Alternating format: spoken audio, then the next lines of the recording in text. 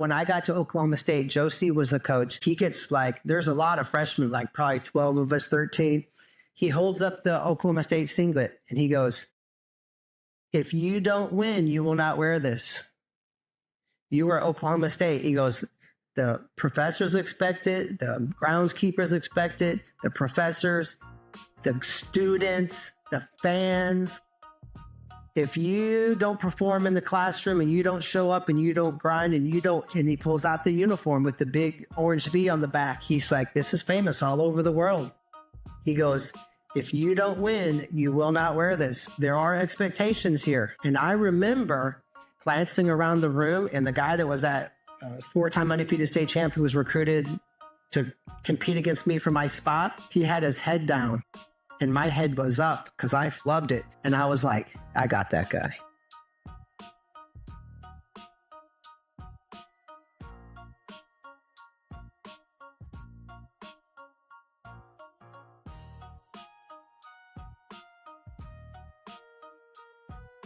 What's going on, guys? We're here at the Lugo Show with the one and only, the GOAT from Missouri, Nick Purler. Coach, how you doing today?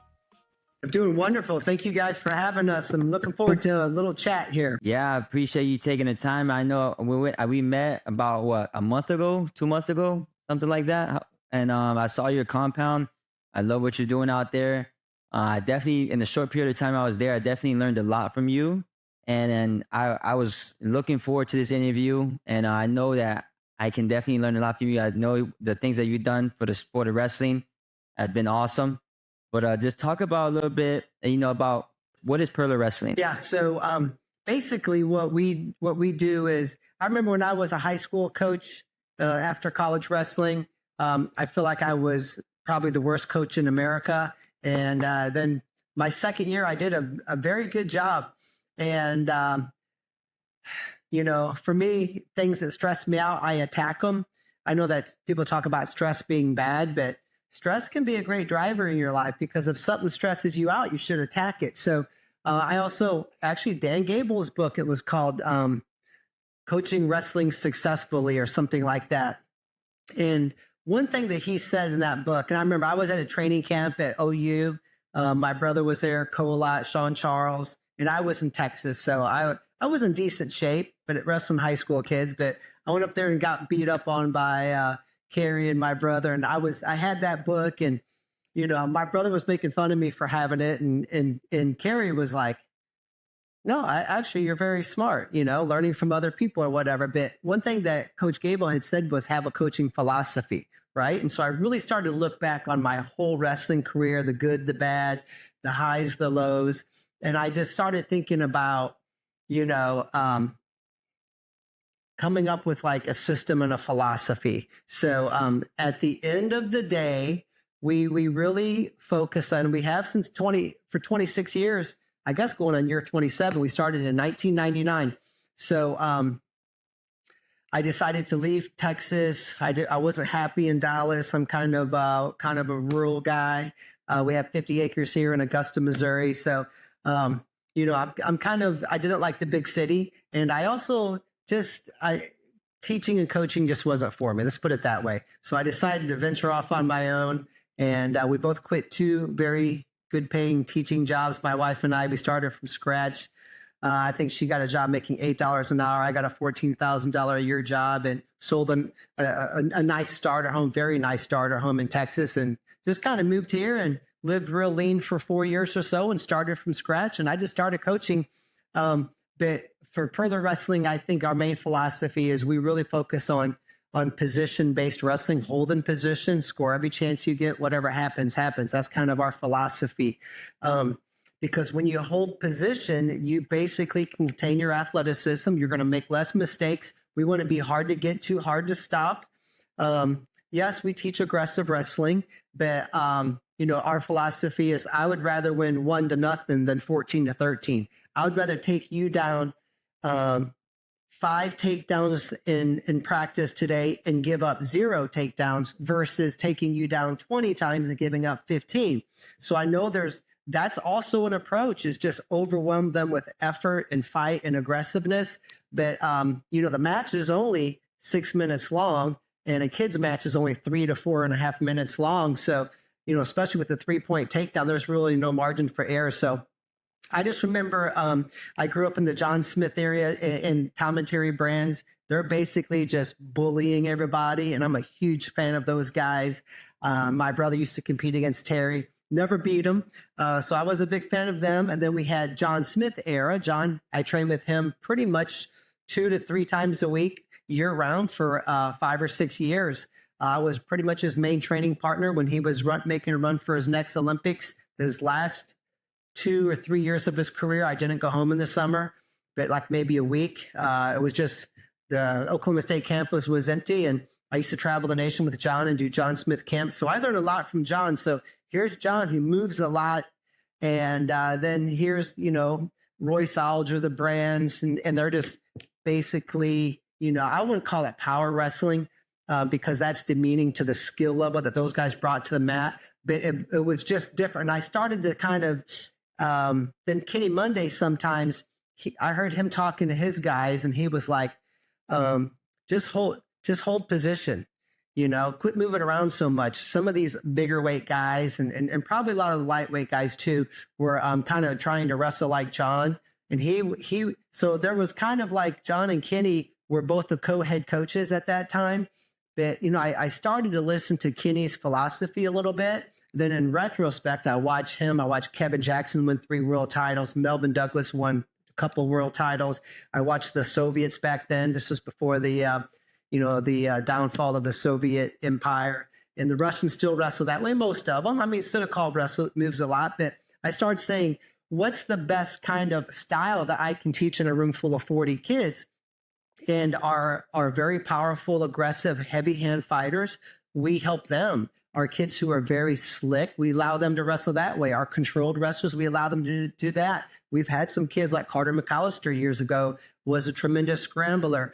But for the most part, I think what we really focus on is holding position and just bringing a high-level wrestling product to the mat, because you can get really good at really bad wrestling, and people do it all the time. But if you want to win the necessary, close, hard-fought matches at the national level in high school and obviously in college, you have to have a very high percentage style of wrestling. So, secondly, our main emphasis is we call it under teach over drill. So we try not to cover every wrestling technique in the sport of wrestling. That's called buffet style coaching, where you just show a move, you maybe get Instagram. You're like, hey, we're going to work on this Amit Eloy Russian 2-on-1 I saw on Instagram. We kind of really focus on the, I try to look for and I counted all this out 25 years ago. How many front headlocks you get a match? How many times someone collar tie you? That's going to be 6 or 7 times a match usually. How many times am I on top? You get to your feet 3 to 4 times a match. So you start to reverse engineer how to win a wrestling match, and you really focus on these common positions. And then from a technique standpoint, we have a handful of techniques from there. So we really position-based, very, very, very technical, but not trying to learn 900 wrestling techniques. And I'd say the third thing is extremely good on top. I remember when I was a college wrestler at Oklahoma State, I was cutting down to 118. And it was very difficult. I have an identical twin brother who actually won the NCAA title, and he was 10th in the world one year. He kept wrestling after college. I did not. But when I learned how to ride legs on top, Joe C., at the coach at the time, Joe C., before John took over my last couple of years of college, he was like, Nick, you can't be on your feet for 7 minutes, because I was literally cutting, a lot of weight, like from 134 down to 118. And I'm pretty lean still. But back then it was very brutal. And he taught me how to ride legs, kind of like Joe C. style, which is, now everyone does. We call it short legs. That's what he called it. My brother and I would go to Oklahoma State football games, but we would always get to the gym early and put an hour or so in. Sometimes we didn't even have wrestling shoes on. We just worked our leg riding. Within 2 weeks, I kid you not, I was riding the best guys in America. And I was like, okay, this is it. And then I always said, after I got better on top, I won a lot of matches from being good on top. I said, if I'm ever a coach, we're going to be leg riders. So that's probably the third part of it, because, I can steal your athleticism away from you by being a great leg rider. It's a great way for a 14-year-old boy to beat an 18-year-old man. It's a great way for a college freshman to compete against the 22, 3, and 4-year-olds. And it's just a great way to bring a control factor into the match. And people say, well, you don't get riding time in high school, but you get riding time in college. Well, if we're in the state finals and I ride you for 3 minutes out of the 6-minute match, I may not get a point for it, but I rode you for 3 minutes of time. So I do get riding time. I just don't get a point for it. So I would say probably those three kind of pillars are very important. And I would say the fourth one is, I really try to help the kids with this kind of the sports psychology side of wrestling. That's something we all struggle with. And, so we spend a lot of time having chats. I don't ever tell kids what to do. I don't say, you need to do this, you need to do that. I'm always like, I've noticed this. What do you think about this? From a technique standpoint, or maybe a positional standpoint. And, if we're talking about a match, I'm always like, on a scale of 1 to 5, how did you feel mentally? Because I want to know that before we evaluate the wrestling film, because sometimes you just need to throw the film in the trash. It's not worth watching because that was not you out there. So I kind of I tell my coaches, I'm like, we want to be counselors more than coaches. We have to lead them along their journey and let them be involved in this process. And so I think the sports psychology side of wrestling is something that we're extremely good at coaching as well. So there's probably the bulk of what we do. Nice. That was awesome. Everything you just said, I was getting memories down my memory lane. One thing you said is just it's kind of simple. Keep it simple. A kiss is what Teddy Brands used to say in Iowa. Keep it stupid simple. And right, those type of wrestling that wins the toughest matches, right? At the national level, at the highest level in high school. When I got better on top, that's when I was top 10 in the country my junior year in college.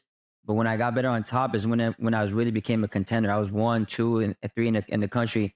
The top game is extremely important to a lot of these youth kids down here in Miami, Florida. Another question I have here is, what if you had to go back to and to your younger self and talk to him, what would you tell Nick Purler? What would you tell him that if you had everything you know now? Yeah, that's easy to enjoy it. So Laura came to the camp at our gym about a couple months ago, right before you were there. And she said going into the Olympics, which she won, she was kind of like, her mind was all over the place. And she told herself this: there's no guarantee you're going to make the Olympics again. Enjoy it. Because you don't want to look back 5, 10, 20, 30, 40 years from now and say, I didn't enjoy my Olympic experience. And then she was like, and the opposite side of that coin is, if you enjoy it, you're probably going to have a better chance of winning. So I've always turned everything into a job. And I remember my wife, I don't know, I was 35. It was 21 years ago. She was like yelling at me, and she's like, you're going to ruin your, this business opportunity. You turn it into a job, and you turn everything into a job. And looking back, I did enjoy wrestling. It's the greatest experience of my entire life was being a part of Oklahoma State wrestling. It's made me who I am. I'll always be a Cowboy fan, no matter what. It was just it was probably that I can think of for molding me as a man and preparing me for life. There's nothing more important than the time I spent there and the people I was around. We were on 3 NCAA championship teams, so that was great stuff. But it was a job for me. I turned it into a job.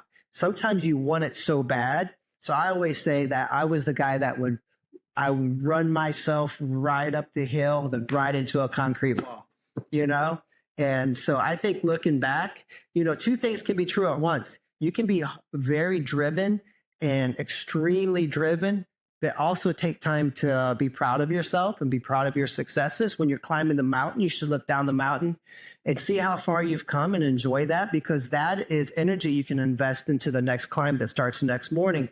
And I never really did that. So I would say enjoying it. And something that really struck me, I remember Zane Rutherford after he won the world title a few years ago. And he said, my wife always tells me, be where your feet are, be where your feet are. And he kept repeating that. And he said he enjoyed the world championships, and he cut a lot of weight that year. I mean, freakish amount of weight. And he said this, it's on YouTube. As odd as it sounds, I even enjoyed the suffering that I had to endure doing the weight cut. And I think that, I always encourage our wrestlers. And my next graphic that goes in my gym, I actually was working with a guy, we're getting new signs and graphics, will be this. Remind yourself that you love it. And this is a common theme at wrestling camp, because our wrestling camp's 28 days. We have like 6 kids last year. We're there for 56 days. I turn kids away for 56, but some of them have come to the 28-day camp and they want to go out there for 2 months. I have allowed it. But most, we have 5-day, 14-day, and 28-day camps, and a handful of kids are out there for 2 months. But even the 5-day campers, whether they're 9 years old or 18, I always remind yourself that you love it, because it's hard. Marriage is hard. Being a dad is hard. Going to work every day is hard. So I would say to remind yourself to have fun. I think that is something that I would have, I would do differently. It's so like comes full circle, like when you say stuff like that, because I go back to my past, and there's been times where, like, if I enjoy this, I end up feeling guilty, because I feel like my opponent's catching up. Like, I can't, like, even when I would go on vacation, I wouldn't be able to relax, because I just felt like I need to be working. I did turn everything into a job, just like you said, and that's it takes out the fun of it, right? It takes out the why am I really doing this? I'm doing this to become a better human being, right? The wins and losses, yes, they matter, they hurt, they feel good, but it's like who am I becoming throughout this process? That's what I try to tell these kids, and that's what I learned more towards the end of my career.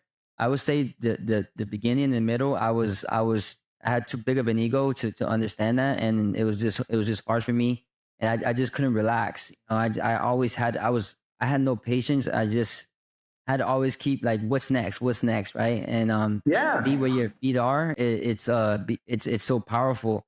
And even now, like I've run camps here, and I'm still not present in the moment. I'm like looking around, like making sure everything's going right, and I have to, like, the more I slow down, the more I see. Right. So it's like I have to. Yep. Yeah. So I have to be calm. I have to be relaxed, and it makes so much sense. And the next question I have, if you were talking to a parent that has a youth kid, what would be some great advice for a parent out there that maybe just starting out wrestling, that they bringing their kid to the sport? What's some good advice for that parent? Well, I like to mention this. Drake Howdeshell wrestled for us since he was 9 years old. He went on to win the NCAA title. He never won Tulsa Nationals. I think he placed one time his 7th grade year, didn't place his 8th grade year. Keith Serber, who is probably our best, well, I would say he's the best high school wrestler I've ever had, probably the best high school wrestler I've ever seen. He went on to be a D2 national champion. Went to Nebraska. That didn't work out for various reasons. He won high school nationals, and I think he teched a guy who was going for his 4th Virginia Beach high school national title. Keith Serber was something else. He did place at Tulsa once at like 8 trips, but he went on to, win high school state class 3 in Illinois twice, and was nationally ranked number 1 in the nation. And so at youth wrestling, so much of it comes down to this.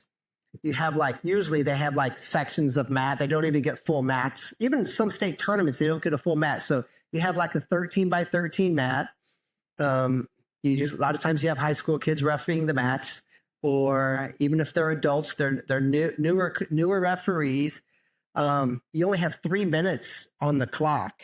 And now with the 3-point takedown, it's like, dude, let's just go. You give it the first. Sometimes a 3-minute match, I mean, there's no time. And a 4.5-minute match is not that much better. But a lot of it comes down to just raw athleticism, strength and power, God-given athletic ability, and also the emotional maturity of a kid.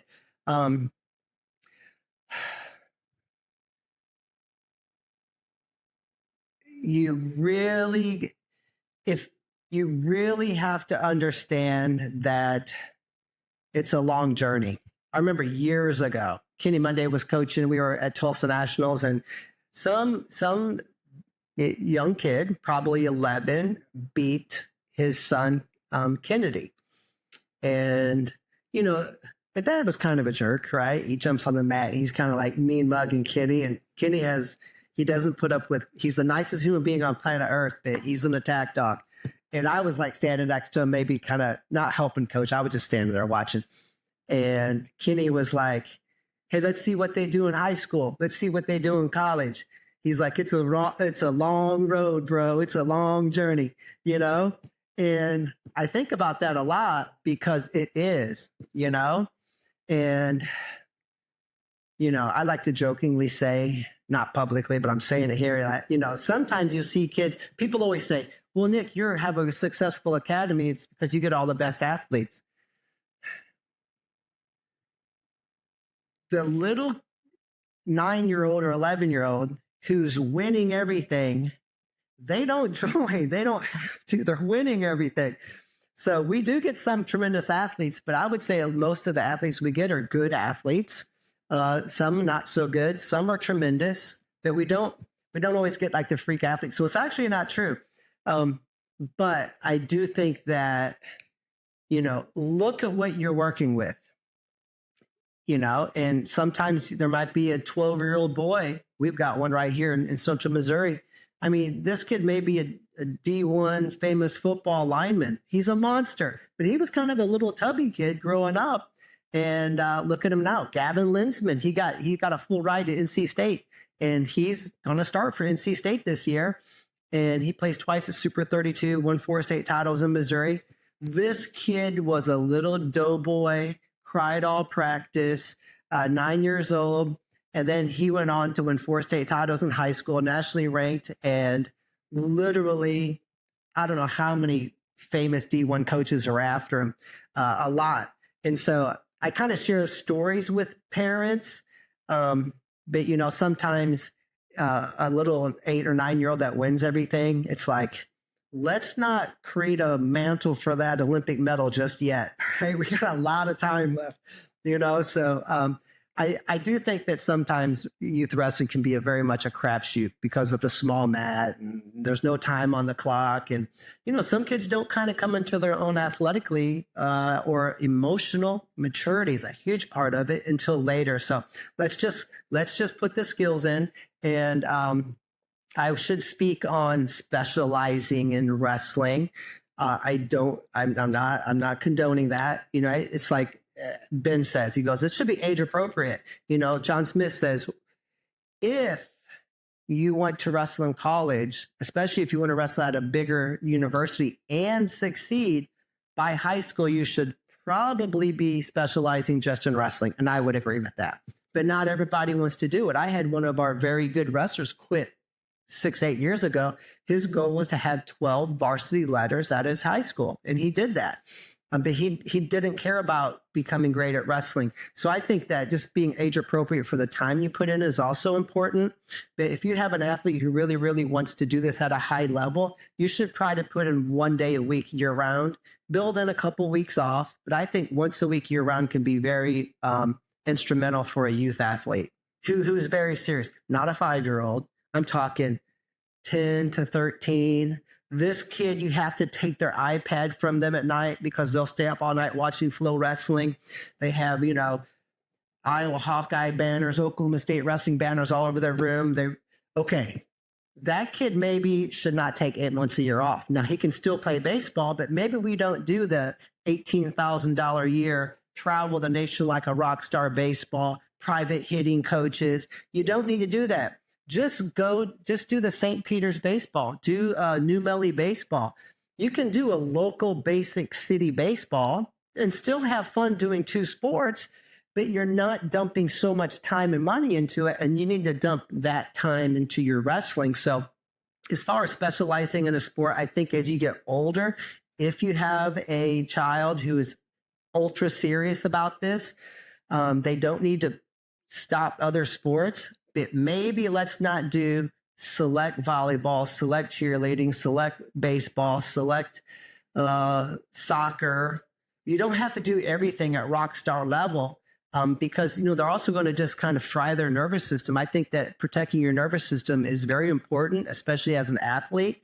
And so there's just some additional tips there, I guess. Yeah, I remember when I went to college and I first got to Edinburgh. My coach at the time, Mitchell Port, multiple two-time two-time national finalist. He told me anybody can be replaced in college. Hard work.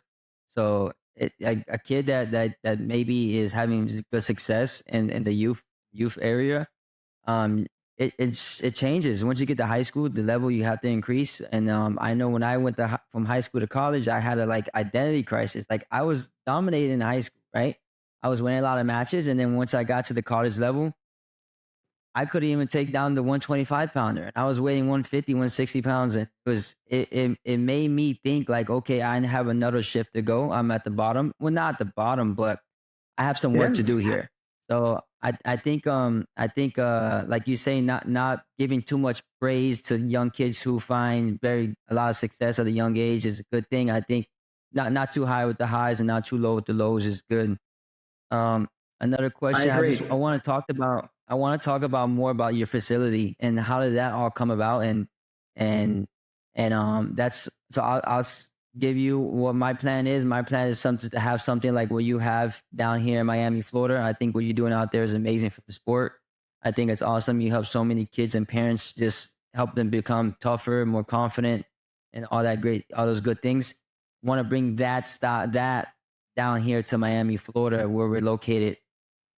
How did that happen? How did the facility come? Did you raise money for it? How did that all come about?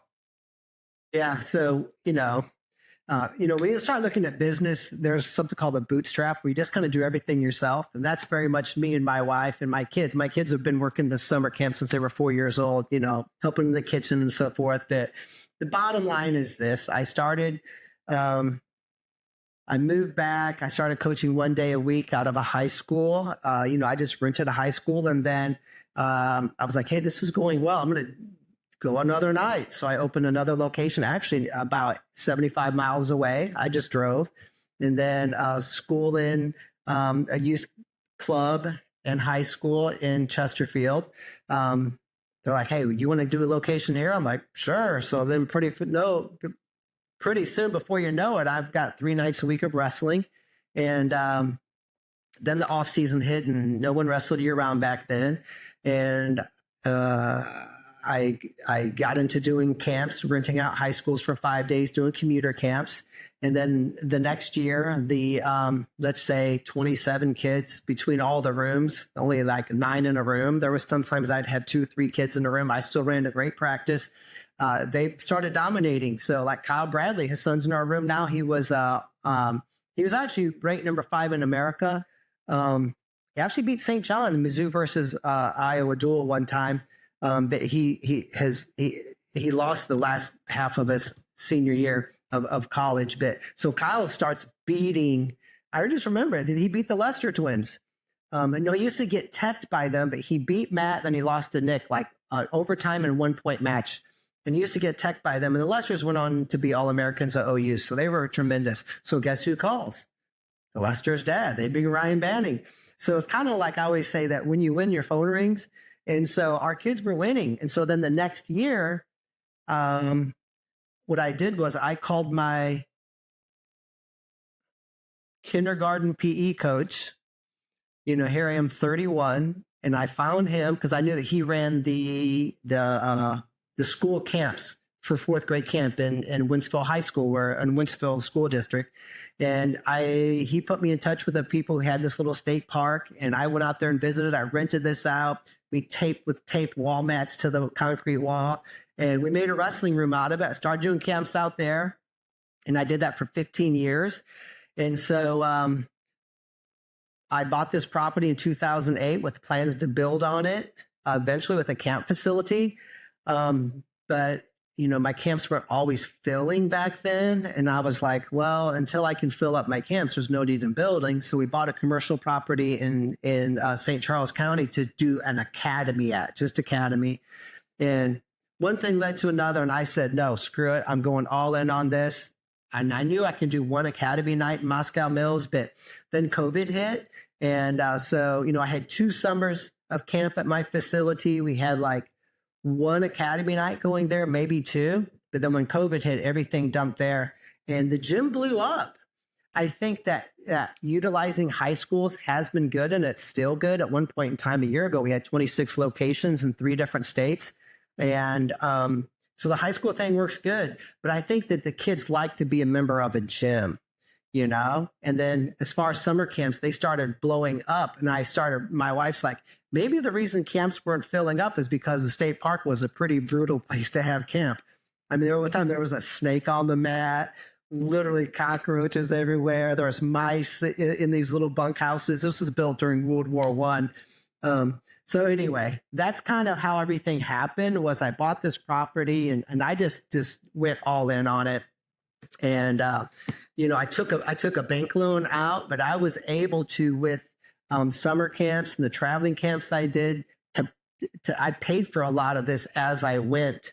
And so our last edition we opened 2 years ago. We have a 8,100 square foot gym with a wall, and there's a strength and conditioning on one side. My daughter kind of owns and operates that. And then this side is our combat with striking and jiu-jitsu. My son and his wife kind of own and operate that. And then my son-in-law and my son, they basically they own and operate the girls academy and girls camps. I help with that obviously still, but so I was able to get my kids involved, which has been so much fun, but we don't work together. They're separate. I'm separate. But renting out high schools, doing a camp at the state park, buying this property with this vision, changing my mind, going back to plan A, and, just kind of building it that way. Is kind of how we did it. So we started off with a wrestling gym and a small bunk. I built everything bigger. So some friends of mine, people I knew said, just build bigger because you're always going to wish you did. And so my wife's like, how big is this gym? And I would tell her, I lied to her, and I built everything 40% bigger and 50% bigger. And she was like, holy shit, how big is this place? I'm like, it'd be fine, but sure enough. And then I finished half of this out, and then I finished the other half of the bunkhouse out a couple years later. And I just kind of finished things out as I went, so I can keep my debt to income ratio in check. But that's sort of the history and transition. Now we have 26,000 square feet of space. There's 4. There's a bunk, the combat gym, and wrestling. So we have 3 wrestling rooms and a little kitchen area, pavilion, soccer field, put a basketball court in. So everything was just kind of done in stages, you could say. Yeah, that's interesting. I remember when I went to your place and I checked out Young Guns, Jody Strip Matter, and both of you guys said the same thing. I wish I would have done bigger, or like you just said, go big, right? And that at the farm with Coleman Scott in Oklahoma, he went really big in his first year, and I think that's something that a lot of people don't see down here. Like go big or go home. Like when I talk to people about my vision and my plan, is that they tell me to start small. My response is like, I understand, right? They want what's best for me to play it safe, but high risk, high reward. And I know I just got to put the work in, and that I'm not afraid of working hard especially when it comes to the sport of wrestling. So I'm in that stage right now. Like I'm going the hotel to hotel, high school to high school, trying to raise money, trying to fundraise for this big plan. I got a golf outing coming up November 22nd. So we're gonna have we'll have a good time there. But yeah, I think I'll tell you a little bit about how the Miami Hawks started up. The Miami Hawks, it started off, it was supposed to be a wrestling club, like an academy. And I moved from Iowa to Florida about a year and a half ago. And I realized how crazy the real estate was out here, how expensive it was. And for such a small space, you're spending anywhere, like you got less than a mat. I know but less than a mat, it's like you spend anywhere from $5,000 to $7,000 a month, and it's crazy. I don't want to put myself in that position financially, So where I'm the situation I'm in now, I live in a trailer home, and I try to do as much wrestling as I can. I try to help as much people as I can through the sport of wrestling, try to make a living. And I know I got some ways to go. But like I said, I'm not afraid of hard work. And so yeah, I'm in that stage now. I was supposed to be a wrestling club. I started just doing wrestling camps only, and I have a few, and have an opportunity maybe to coach somewhere here in Florida, and but I'm not sure about that. I love what I do. I love working for, honestly, for myself, and I help a lot of people that way, and Yeah. and yeah, I think it's a blessing. And yeah, I think another thing that's really helping me is something that you didn't really grow up, wasn't in your era, was social media. So that's really Yeah. helping me out. So how how would how would you look at social media? I know there's pros and cons to it, and Well, what's your point of view on social media? yeah. So some people talk about social media being bad. If you use it the wrong way, that's your problem. Um, we have, Instagram story, Instagram, then we have two Facebook groups, our business Facebook page, business Facebook story, personal LinkedIn, business LinkedIn. So anyway, there's 14 platforms that I post on. And, Chad handles a lot of the admin stuff. I handle most of the phone calls. And I do all the social media because I love it, because I've always been kind of a coach. So even as a kid, my younger brother, his friends, I found out later in life, they never came over to hang out with my brother Joshua to spend the night because Nick and Tony were going to make them wrestle. We had practice plans written out for these guys. And I always loved coaching. Scotty Schatzman never lost a high school match. He was a 3-time All-American for Northwestern. He actually had a win over Doug Schwab at the Iowa Duel. And so Scott Schatzman was a tremendous Missouri wrestler. And my brother and I used to coach him. We'd pull him off the mat after practice. We just did. And at Oklahoma State, our freshman year, we started teaching camps for Tommy Chesbrough, one of the greatest technicians ever. And me and my brother, we would evaluate each other. We would take notes. Then we would walk back to to the dorm where we were staying with the campers, and he would give me his evaluation. And sometimes we get in fist fights because we do not take criticism well, especially from each other.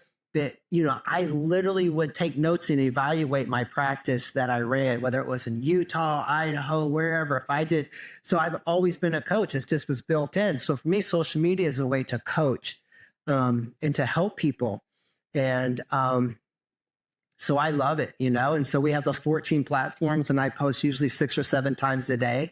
So let's say 6. So 70 something posts a day I have to put on. Now I'll put on all 14 platforms. So, we're throwing out about 7 different pieces of content every single day, and it takes up about 4 hours a day. And I do it every day year round, and I love it. It's not a job. So for me, social media is kind of an outlet for me to get to coach and help people and share ideas. And the people who don't want my ideas, they can just block me or unfollow. That's fine too, But we have right at 300,000 followers on all the platforms, and yeah, I love social media. And I tell my kids, an interesting thing is, if let's say a mom runs on the mat and drags the top kid off of her son, that video will have millions of views. But then, Helen Maroulis might give an interview and talk about her journey. Or there's an interview, Tom Ryan gives an interview after they beat Iowa State, and it's got like 2,700 views. And I'm like, I always say this too, some wrestling kid can crap his pants on the wrestling mat and there's millions of views. I'm like, quit watching those videos. Now you can watch them and laugh. Who doesn't like a laugh? But you have not ever watched. Cale Sanderson gives interviews. Tom and Terry give interviews. John Smith, David Taylor. You give advice, but people are too busy. It's like, dude, you watch the kid crap his pants. You watch the mom pull the little 6-year-old off of her son who was crying. But you didn't watch Pat Lugo talk about his journey and things he overcome. You didn't watch Carter Starachi. Did you watch the Andrew Alira's video after he won the NCAA title, where he said, as interesting as it's funny as it seems, the reason I won the NCAA title this year is because I make my bed and do my dishes. And that was a common theme at Oklahoma State. Joe C. He's like, if your locker's messy, you're not going to make this Oklahoma State wrestling team. If your cars are wrecked, you're not going to be a national champ. And I used to be, I only wrestled. Now I got decent grades. I had a 2.5 in high school, a 2.5 in college. It takes summer school to graduate both. I dumped all my time in wrestling. I shut my whole life down, and I'm not telling people to do that. But I think David Taylor even said recently, there's a lot of talk nowadays about don't wrap your whole life and existence up in your sport. But I think it was him who said, yeah, I do think that's good advice, but I don't know how I would have made it if I did it any differently. And that's how I feel.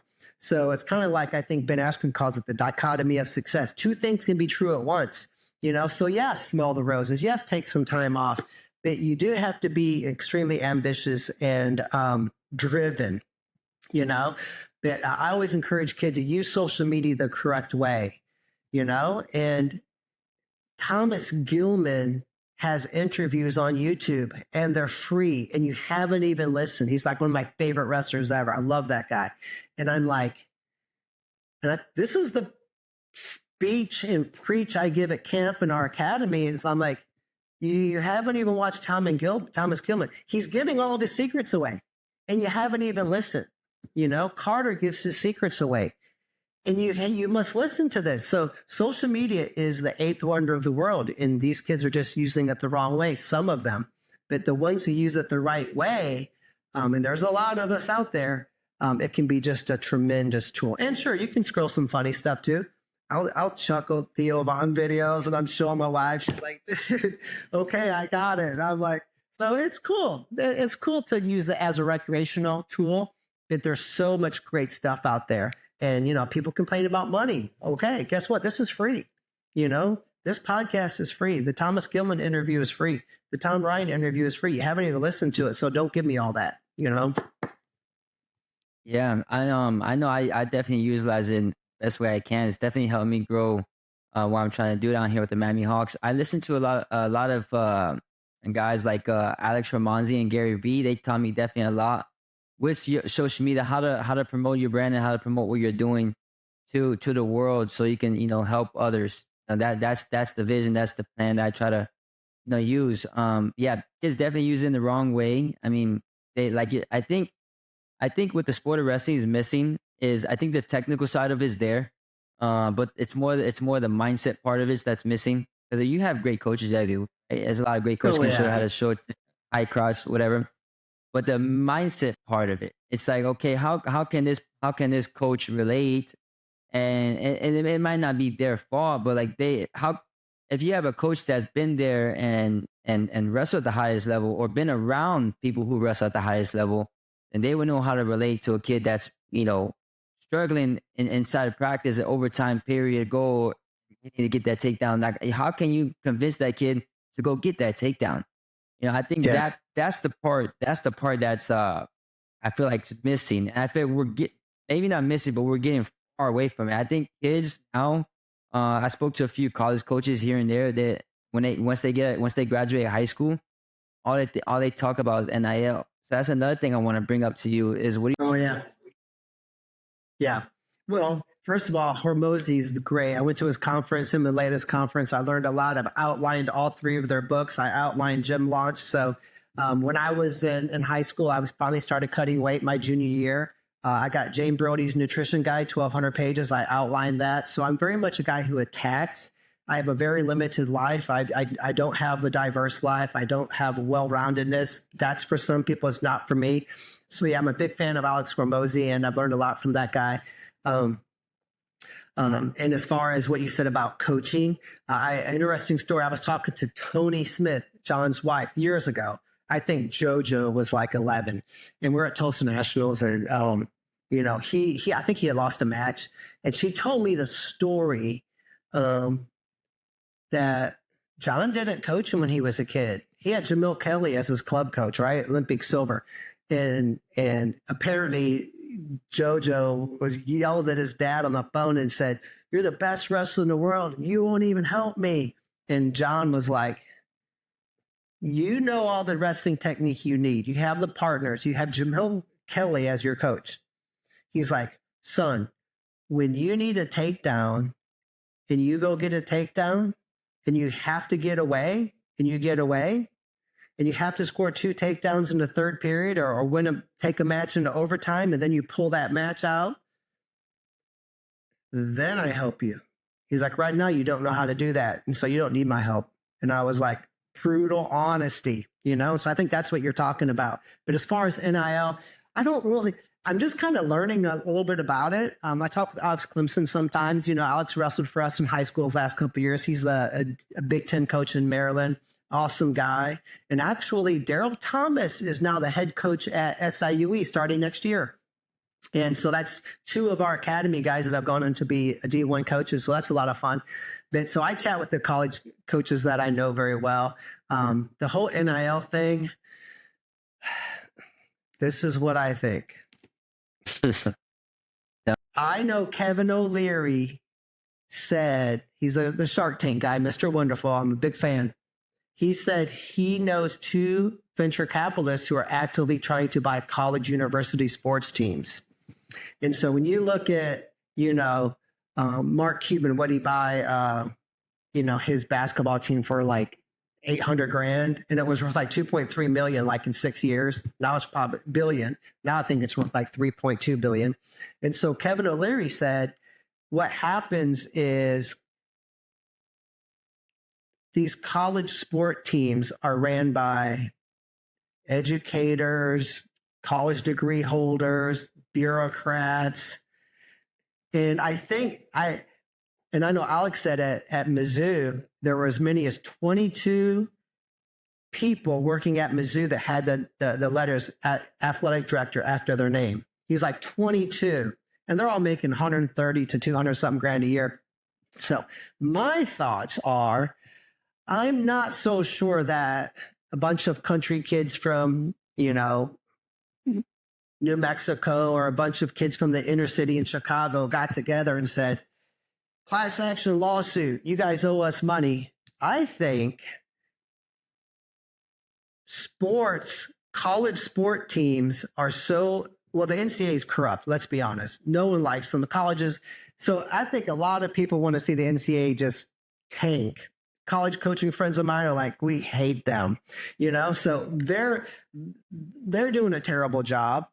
And the university sports, I think people see a real opportunity to have a business and make money here. And I think that those guys have come in and they're trying to dismantle the NCAA using litigation. And they're the ones, I think, that implemented NIL. Hey, how come the poor kid from the city or rural America can't talk about Stillwater Ford on his Twitter page and get a free car to use during college? There's nothing wrong with that. That's how NIL started, was just as a way for the struggling athlete to be able to use his social media page, or maybe to wear a Deerberg's grocery store shirt at a dual meet and get free groceries for a week. That's how it was introduced. It's just like a little bit.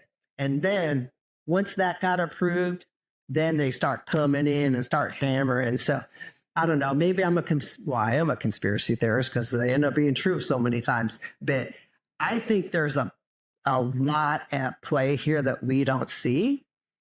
And I think it's going to get really, really bad before it gets better. I think it's going to get really ugly. I do think it's going to crush some college sports.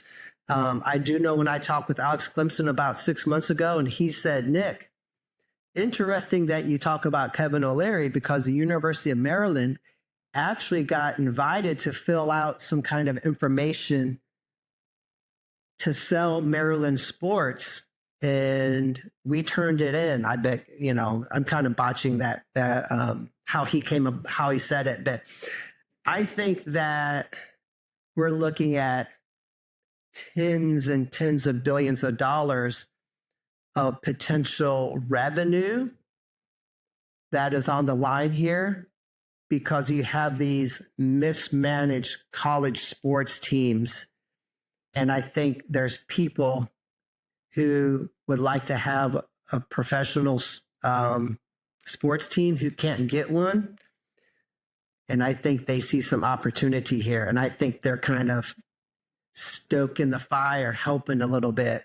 But first, we have to bring down, you got to bring it all down. So I think it's going to, I think it's good for the sport or bad for the sport? I don't have time for it. I got to worry about, I got grandkids. I worry about them. This is other people's, this is, like I say, this is your opportunity and your problem. There's so much, there could potentially be so many big things at play here that I don't know much about it. But after hearing that Kevin O'Leary interview about a year ago, it got me thinking. And someone is behind this. And it's not a poor college kid that wanted to get a discount on a bag of groceries, you know, to use his name, image, and likeness because he has 6,000 Instagram followers. I think there's a lot more at play here. So there's my long rant about my my thoughts on that. I think I agree with you. I think there's definitely something behind the curtain. What that is, no straight, but well, I guess time will tell. I spoke to a few friends. They think that it's like a big bubble. And it's gonna just fall down. NIL saying, I'm one of those guys who kind of missed it. I missed like the starting point of NIL because I graduated and it happened or whatever. People tell me all the time, "Oh, it's so bad. You should have missed this. You could have got this amount of money and this amount of money, blah blah." And I'm like, you know what? I don't find no peace. I don't find how's that me thinking that way is going to help me. So what I try to tell myself is like, well, I was 18, 19, 20-year-old kid. Maybe those hundreds of $1,000s weren't good for me at the time. So I believe everything has reason. And I would rather, I don't know. I would rather, I like you said, I like to work hard. It's something about like just working hard gives you some, you know, you some feeling of satisfaction, right? So me working hard for what I'm trying to accomplish now, it's good. So I have no complaints. People tell me that, hey, I feel sorry for you. Like, don't feel sorry for me. I'm be okay.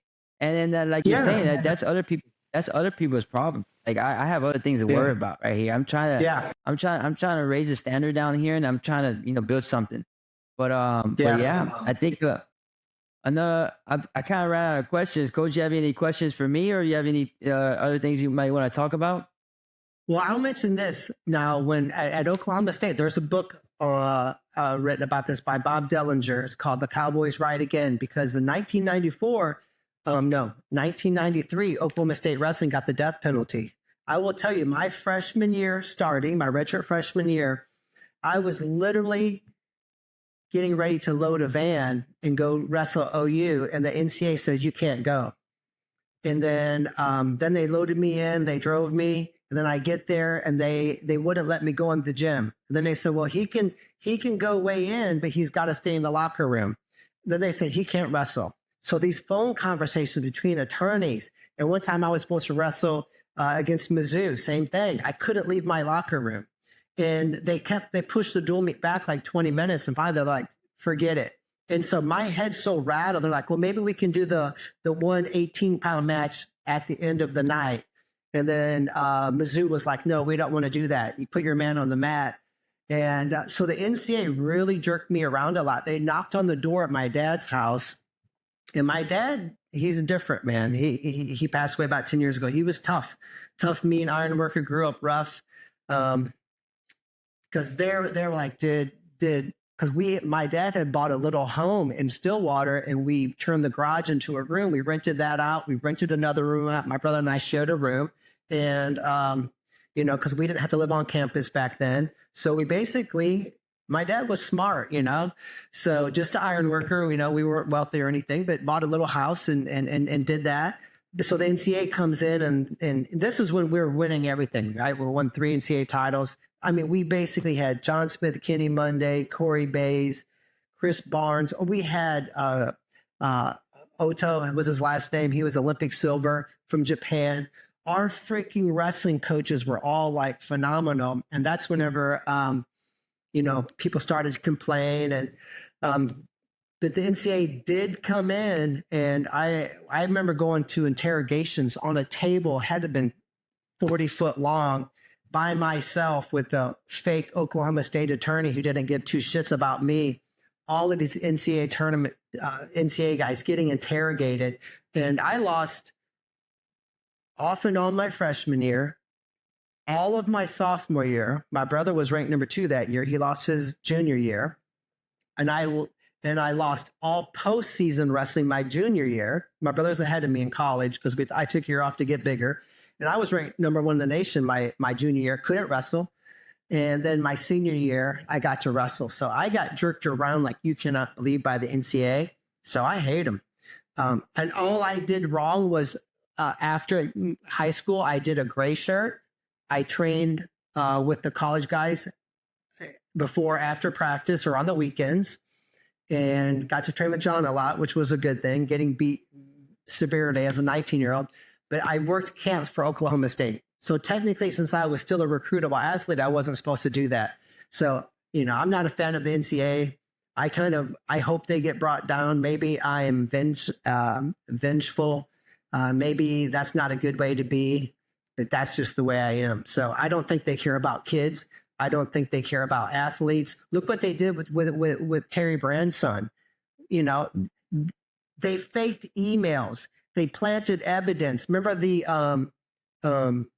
he was sports betting or something, and Terry's son got another senior year because the NCAA was found to be lying because they wanted to bring down Terry Brand's kid. So the NCAA is corrupt. They are corrupt. They're no different than a corrupt district attorney who wants to bring down a big name, an athlete, a big name athlete. See, because then he has a big win. It's a scalp. It's a victory. They don't become famous in the newspapers for bringing down normal criminals. They want to bring down the big guy. And so that was a prime example. That shit's been going on for decades. So am I happy with what NIL has done to hurt college athletics? No. But am I happy that it's hurting the NCAA? Yes, because they are corrupt, they're criminal, and they don't give a shit about athletes. I lived it. I lost 2.5 years of my college career to those guys, and 2 NCAA tournaments. So there's my rant about that. But I'm not a fan. 100% not a fan. I agree with you 100%. I'm not a fan either. I didn't know that you had that experience with them. Yeah, like I lost 2 NCAA tournaments. That's wild. Yeah. I lost one. They took one away from me during the COVID year, and that was something. But I'm not a fan. You see, I'm not a fan. It's definitely corrupt. Yeah, I do have a question for you though. But as far as like your plans for kind of what you have growing, we need to have a little chat kind of off the air, because there's several different ways that you could do what you're trying to do. And there's several different approaches that you could take that I wanted to kind of share with you, because I've kind of bounced around, and now we have jujitsu and strength and conditioning and these types of things. But as far as camps versus academy versus club versus a gym that only offers wrestling or offers other opportunities, I have a lot of experience there. And I've seen some other guys. I know a guy in Kansas City. No, he's in southern Kansas. LC Davis, he fought in the MMA. He has a gym. He kind of we chatted. He has a gym. They do wrestling, but they also do striking, fitness, and all sorts of things. So, Leon, you should.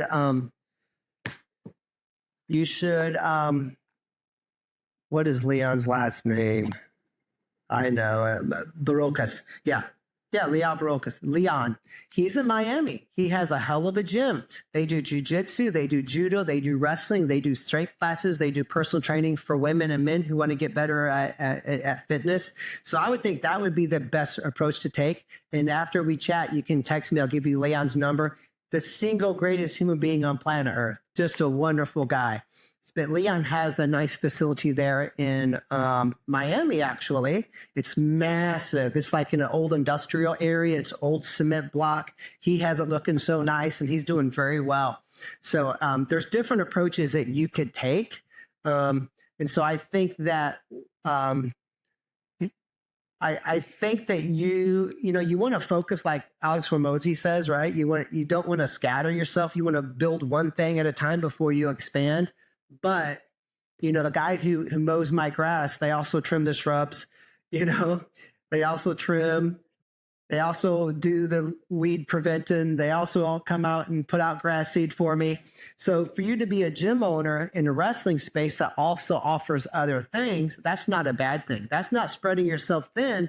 That's just having a gym versus a wrestling gym. And then obviously when you have that, you can start looking at getting a facility for camps and those types of things. But anyway, so I wanted to kind of chat with you about that, and we can talk more when this podcast is over, because I could probably have some advice for you. Just some things to look into, different angles, because, I'm going to be 56 in 2 weeks. I've been doing this for 26 years, and it's all I think about. It's all I do. And I watch other people. Most people who are doing what I do kind of copied me, which is a good thing.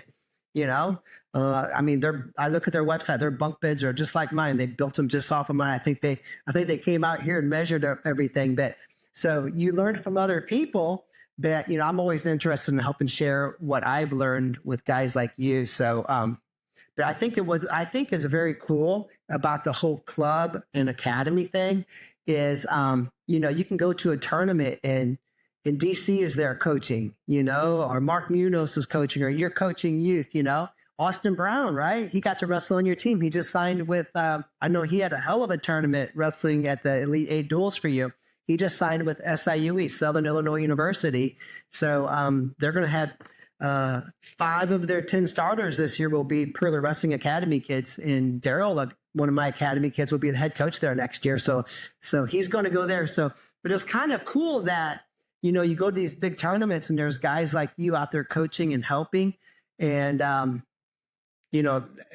that's making a big difference because these kids are learning it's not just learning, it's just being around. When you can be around a guy who's a dentist, insurance salesman, plumber, carpenter, whatever, who wrestled in high school, who's now coaching kids wrestling. And that's tremendous. They're doing a wonderful job. But then you get someone like you coaching kids wrestling. It's like you're bringing so much to the table that you don't even realize it, but kids pick up on. And I feel like the club and academy thing is making such a big difference because the kids and families who choose to join and get involved, they're getting your experience when they're 6, 7, 8, 9, 10, all the way up to 18 years old, versus having to navigate this journey like, you and I did it, and then getting into college and then getting to be around the Edinburgh coaches, the West Virginia coaches, Maryland, Iowa State, Bellarmine, which is an up and coming D1 school. If you can be around guys like yourself when you're a kid versus having to wait until you're 19 and make it, which it's tough to do.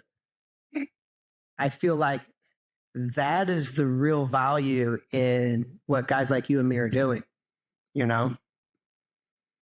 Yeah, I think I want to get off the podcast race and talk on the air so I can start learning. But yeah, so when you say academy, did you mean like homeschool? Do you do a homeschool off too as well? No. Yeah, we don't. So I was kind of like the first academy in America. I knew that there were some people doing like coaching kids in their garage or whatever. But so for me, a club is when I coach 30 kids 2 to 3 days a week, year round if they want to do it, and I take them to tournaments. Academy is when they wrestle for their own teams, and we're kind of like, the Sylvan Learning Center. right? For kids who need math tutoring. I always say that we're the silver learning center of wrestling. Our kids wrestle for their own teams. Obviously, high school kids wrestle for their own teams. And then the off season, some of them join freestyle teams or whatever. But so academy to me is supplemental, and we have locations everywhere where people can work their schedule and train once a week or twice a week. And then the off season, they may go 2 or 3 times a week. And we don't enter the state tournament. We don't enter districts. We don't go to freestyle state as a team. We don't go to the national duel. We don't go to Tulsa Nationals as a team. That's a club, which is a wonderful thing, but we've always kind of operated as academy. Now, we do also have a club we just started again this year, just because we have so many youth kids who they don't look very good at the end of season because, they're in a youth team that's 80, 100 kids on the mat. And it's kind of a madhouse, So we do actually have a team this year, but it's not called Purler Wrestling. This is called Purler Athletic Center. And this is our 6th year to do a team. But traditionally, I think historically, we've always just operated as an academy, kind of like a year-round wrestling camp, you could say. So that's what I call academy versus club. And that's how we do it. I think I like the academy approach. I think that's what I'm doing now. I'm kind of like someone who just, hey, I'm not a club coach. I don't have my own facility. I go to 4 or 5 different clubs year round in the area. And I'm an academy coach right now, but without an academy right now. Oh yeah, you don't have to. I've had my gym for this is we just did our 9th summer there.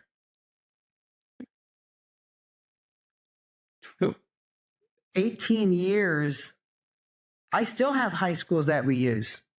So we have 3 locations in Central Missouri. One is Hickman High School. One is at Helias High School. And then one is, I do have another gym in Central Missouri, in Centralia. It was a Dollar General store that I bought and turned into a wrestling. And we're actually building a big bunkhouse there, an 8,800 square foot bunkhouse and a kitchen area. We're going to have girls camps out there this summer. So we're moving our girls camps out there because the boys camps are pretty much sold out. We don't have room for them. But yeah, we still have high school locations. I think we have 19 academy locations right now, and most of them are high schools. So you don't need your own facility to call yourself an academy. You just rent out high school, or you work out trades for training. And I did that for many years. I still do it. Why? We probably have 200 athletes training with us every week that are not at my gym in Moscow Mills. I know we do. We have 584 wrestlers training with us every single week right now in our academy. Almost 600. We eclipsed 600 this summer. So we have a big academy. We have a lot of kids training with us every single week, and most of them are training at high schools that we rent out, or we do rent out SIUE. We have 3 locations in Illinois. One's a college, 2 are high school. So I would encourage you just to double down on that. Why take on the debt? When you can move around, you have 40 kids here, 27 kids here, 21 kids here, 34 kids here. So now instead of locking yourself to a gym with 30 kids, you have 150 kids, and you don't have to lock in that 3-year lease at $7,000 a month. That's how you need to do this. That's exactly what one of the questions I was going to ask you. That's something that's been boiling in my mind for probably 2 weeks now, 3 weeks. Going to 4 to 5 different high schools Monday through Thursday and on Sunday, and just having practice 6 to 8. Hey, I'm here. Come to me. Yeah. I came to you. I'm in the area, so yeah, I'm thinking about doing that. I appreciate you, Coach. Is there anything else you want to cover behind you? I love that the man in the arena. I love that the quote that I was saying. I love that. It makes. Oh yeah. My wife got me that, and this is a good one too. It's if. That's the greatest poem ever. You should look it up. If. Yeah. It is amazing. So that's actually kind of a girly looking poster. So my plan is to get a. My plan is to get it like on more of a wrestling kind of related poster, but I love that poem. If it's tremendous. So, so there's my decorations. I'll send this to you. I'll send you another one. They used to have a sweep the shed in Iowa, in the Iowa wrestling room. What did it say? Sweep the shed. Oh, what's that mean? Yeah, it just means like handle your business, like handle your business, do what you need to do. I love the brands, guys. That is so good. They're awesome, man. I Sweep love the so shed. many. I love that. So many people only see what they see about, on social media. But once you get in there, once you're a part of that program, like they're just the same way you feel about Oklahoma and Oakland. The people there is the same exact way I feel about Iowa City and Iowa, and the fans, the culture, the standard, the philosophy made me so much of what I am today. And I'm just so grateful for everything I've learned, the hardship that I went through there. It was just awesome. Like I wish I could do it all over again the same exact way. So it's so cool. No, yeah. Cool. So, just being around those guys. And so my son could have wrestled in college. He decided not to, which was great. But, he had a chance to walk on to Oklahoma State. And I was like, Ty, we can pay for your college. You do what you want to do. But if you decide to wrestle in college, I would rather see you go there and be around those very high level kids. They're high level 19-year-olds and 21-year-olds, not to mention the high level men that are now introduced into your life. And it's going to be tougher, but you make that team, you have a very good chance of being an All-American or national champ. So, but I think there's a lot of benefit and value in being around. And I have kids that come to our academy, their parents, they'll say this, mom or dad, like, what have you done to my son? Holy cow, I've never seen him wrestle this way. They're texting me. And I'm like, they've been to 4 practices. We haven't done anything. It's just that they wore this and they feel special. See, we have wrung that potential out of them. I say to my campers, some of you should already have a state title. Some of you should already have 2 state titles or a bunch of medals, but you don't. And it's because you have, like Doug Schwab's brother, Mark, tremendous performance coach guy. I hired him to help my son in high school. He says that most people operate with the emergency brake pulled up a little bit. And, some people say, well, once you win a state title, national title, or you get a national ranking in college, it gets 10 times harder because everyone's now gunning for you. I'm not so sure. I think at least 80% of the kids and even adults in high school and college, they're apprehensive because now you're the national champ. Or now you're the state champ. So I think it gets easier. Plus, now I know I can do it. See, I should have won a state title last year, but I didn't. But now I broke through and did it. So my own self-doubt, I have now overcome this. So doing it again is going to be easy. You watch these famous like Hormozy and these famous marketers and business builders are like, dude, once you make your first $100,000 a year, then your first $1 million. After that, it gets easy. And their concept is because you now know how to do it. You just have to duplicate it, So I feel like what you said about being around Gable and the Brands brothers and just all the coaches, it can be tremendous because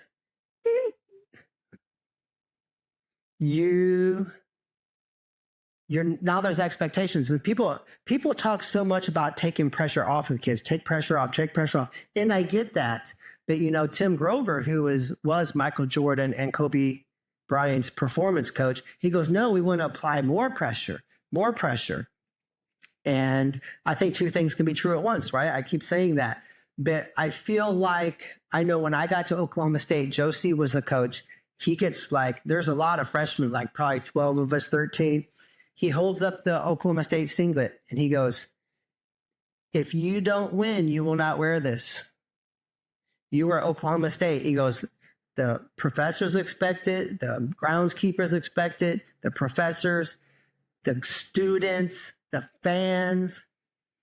If you don't perform in the classroom and you don't show up and you don't grind and you don't, and he pulls out the uniform with the big orange V on the back, he's like, this is famous all over the world.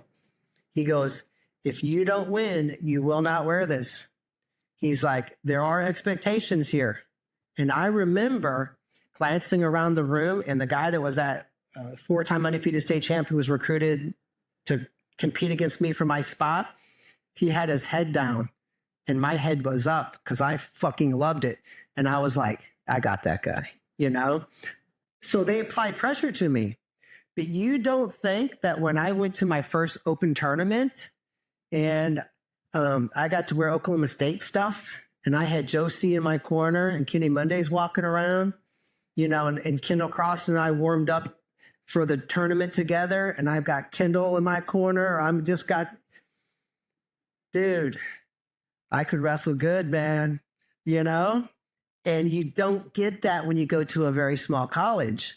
But when you go to Iowa, whether you're on scholarship or not, it's like the potential inside you, it just busts out. Now, some people crack under that extra pressure, but for me, I loved it. I felt special, you know, and I think that that's what you're going to find. And I guarantee you, Austin Brown, because I talked about this, I go, what was it like having Coach Lugo in your corner? And he's like, dude, it was awesome. I'm like, yeah, you didn't get a famous young man. See, he can't relate to me. I'm 56. But he can relate to you. He watched you wrestle on TV a couple years ago. So your kids wrestle better. And I always say, I wish I was as awesome of a coach and my coaches were as we think we are. But so much of this is they're plugging into an organization that has a tradition and a history of winning behind it. And so the expectations are high and they're bringing their A game. You know, it's not all about this single leg that we drilled yesterday, you know? And so I think that is so exciting. And I think that's very exciting about club and academy wrestling and what happens to these kids when they get around these guys who have been proven, who have a college wrestling career. And, you know, but we're not all as good as we might think we are. There's something else there. And I saw it when I was at Oklahoma State. And I think you probably felt that when dude, you go to a corner and you got Tom and Terry in your corner. You're like, dude, I'm taking some bitches out, right? How do you not? How do you not? You know, I know. Yeah. Well, I would that feeling that we were describing. I was picturing myself walking out of in the Hawkeye Carver Arena. Goosebumps, the only word you could feel. And then you said it perfect. You said my potential. I feel like my potential, I can I can put it on display, right? Like so many kids kind of like hold that stuff in and don't let their personality or the characteristics show.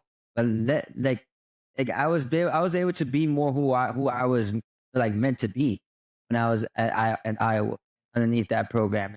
It was just so awesome. Yeah, but so I bet you didn't feel that way at Edinburgh, and I'm not knocking Edinburgh, but when you're a part of a historic program and you have, it's an advantage. So they're talking about NIL and who has money, and I know they got a billionaire backing Oklahoma State right now, and that's going very well. But I think the advantage that these 5 or 6 programs have over Edinburgh and, you know, SIUE and whoever with these smaller colleges, it's the guys who do show up on those campuses. They're 3 times better because they just feel like they're a part of something special. And I think you have to I think it's tougher when you're at a smaller D1 school than it is at a big D1 school. And it's not all about workout partners. I think you unlock your potential. You bring your A game. You're representing history, and there's expectations, just like Joe C. If you don't win, you don't wear this, guys. This is a very simple thing, and you embrace it, and it makes you wrestle better. So that's a big advantage of going to these bigger schools. I do know that. I felt it. I definitely felt that too. I was at Edinburgh, like you said, no knock on those guys, but it like when we wrestled, it was kind of like a high school gym. Yeah, no knock, right? But it's like you wrestle at Iowa, like you feel like you're in a movie, and it's holy man. Yeah. It's like all right, now I gotta perform. I gotta perform, and after you get your hand raised, the crowd stands up and gives you a round of applause, and it just complete satisfaction, right? Yeah. And it's like all right, that's pretty You cool. feel like Now Jason I could do Aldean this. up there. Yeah, you Yeah, feel I like could do this Jason every Aldean up weekend. there. Or Like it's like Corn every up there doing a weekend. rock concert. You're a rock star. You're a rock star out there. Oh, I totally get. I miss it. Yeah. But I yeah, loved it. It was so much fun. yeah, it was awesome. But that's all I got, Coach. I mean, if there's anything else, I mean, I would love to keep talking to you. Yeah, no, I think we got through a lot of territory there. I do appreciate having me. I'm going to share this many times. We'll go on our website, and once you guys get this pushed out, let me know. And you know, I would love to keep sharing this and help you build. It's like Chris Owens years ago. He's my roommate in college. He was actually NCAA runner-up. He did a club for a while. Then he was a coach at BYU. Then they dropped their program. Either way, now he's just a part of the wrestling up there. But I try to help him with his club or academy, and I'm like, dude, you're 2,000 miles away. You're not my competition. I'll help you any way I can. So I know that Coleman and DC and all these other guys would help you as well. So I'm always here to help you and kind of navigate this as best you can. And if I can help you, just let me know. I'm always here. Thank you, Coach. I appreciate it. That concludes the Lugo Show. I don't even know what episode this is. I gotta double check, but that includes the show. Thanks again, Coach, for coming on. Nick Purler, good guys. Check him out in Missouri. In a wrestling camp out there. Great coach out there in Missouri or something out there. So appreciate you guys. Okay, well, I appreciate it, and I appreciate everyone following. Yes, sir. I see you. Thank you, Coach.